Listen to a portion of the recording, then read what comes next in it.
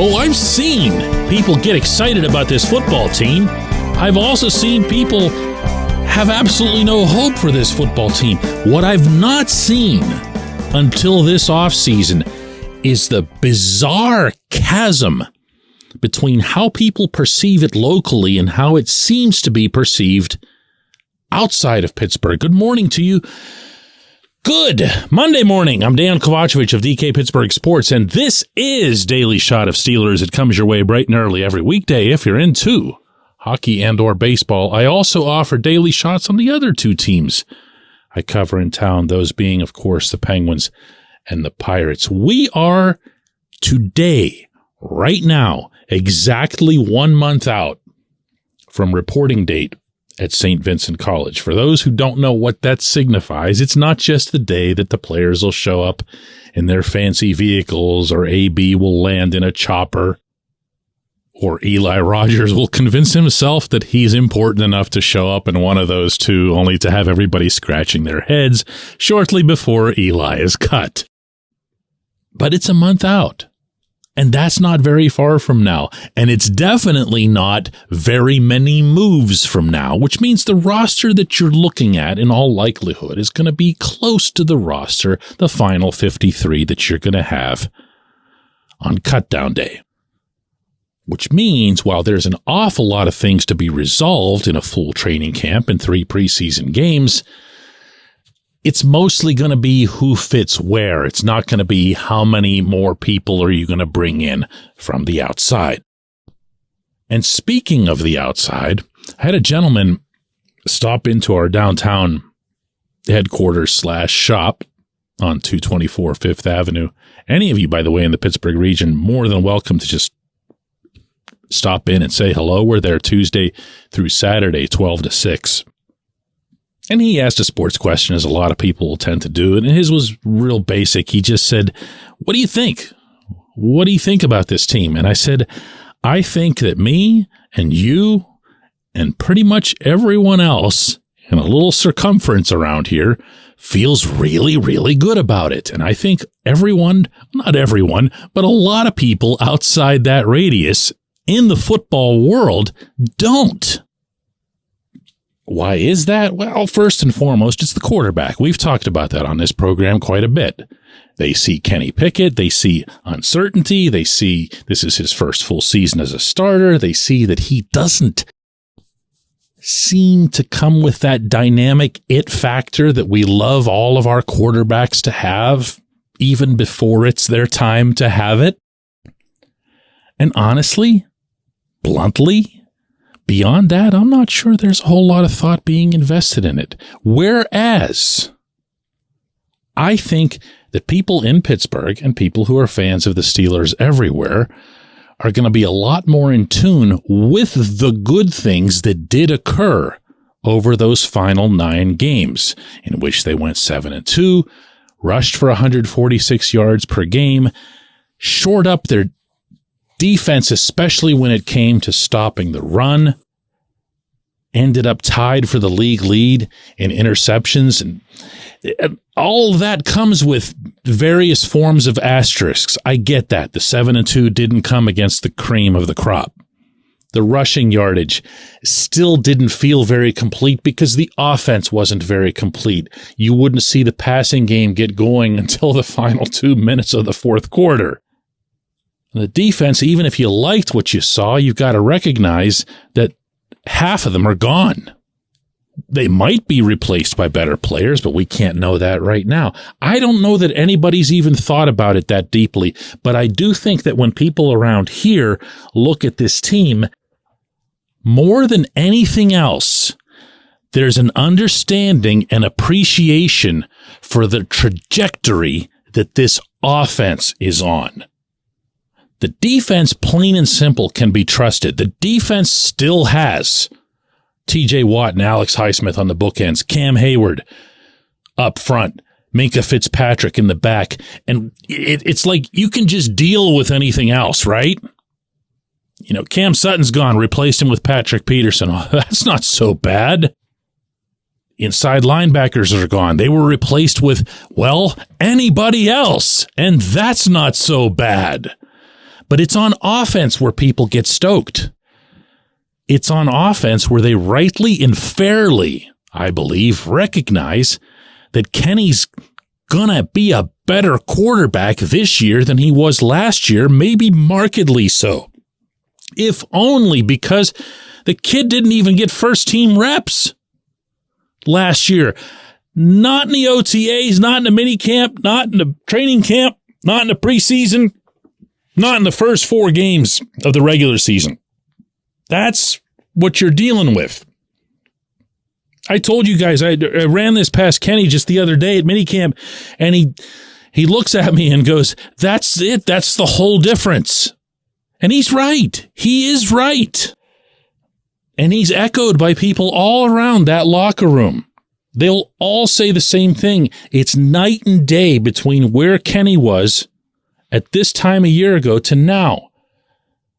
But the more beautiful part is that it's not just him.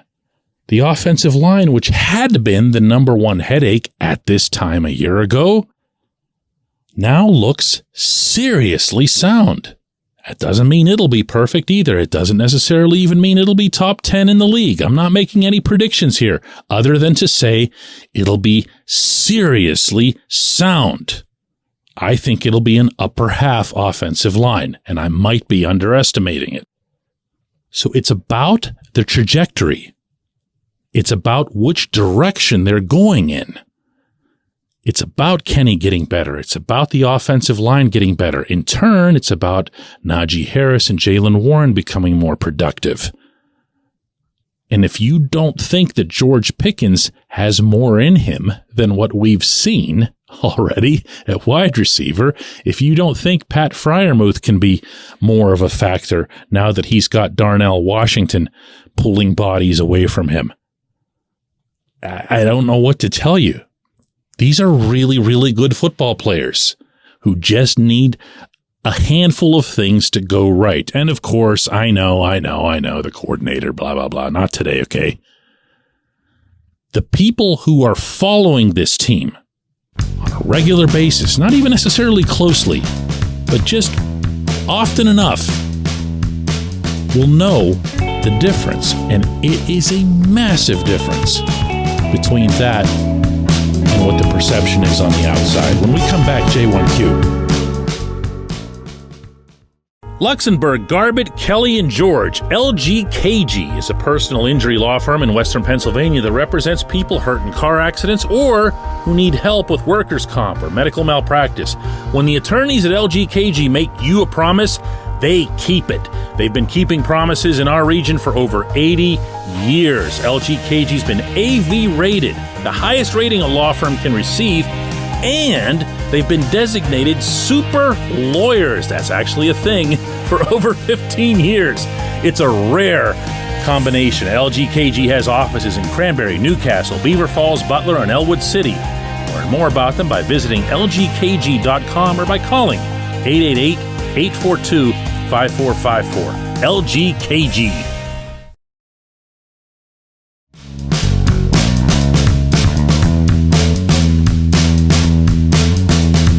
Today's J1Q comes from Tony, who says, with the talk about Patrick Peterson playing slot corner, moving around, confusing the offense, etc., do you envision that Peterson could end up playing more of a freewheeling role like Troy Polamalu, albeit with a cornerback designation?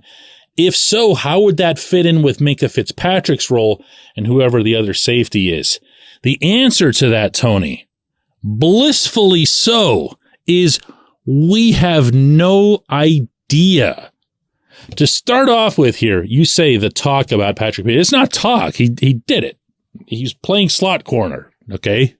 That's not a secret.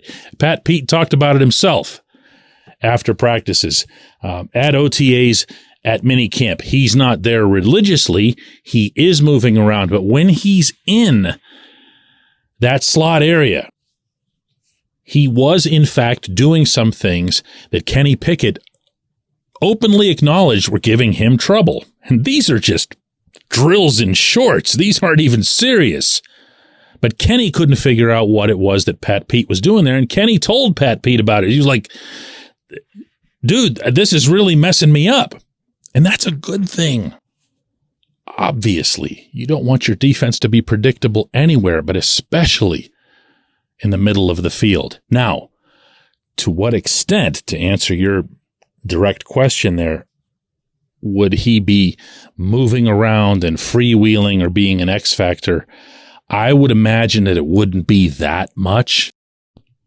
There'd be a parameter or a range within which he could operate, but it's not going to be just bounce all over the field. Minkah does have that license, which is why I'm glad you brought him up in this context. Minkah has this defense, certainly the back half of it, designed in such a way that allows him to just be that wild card, read the quarterback, go where you want to go, figure things out, go find that football. But in Pat Pete's case, remember that if he comes with the doubly dangerous edge of being able to show a defense that maybe he's lining up outside, maybe he's inside, or wait a second, wasn't he just over there? What's he doing here?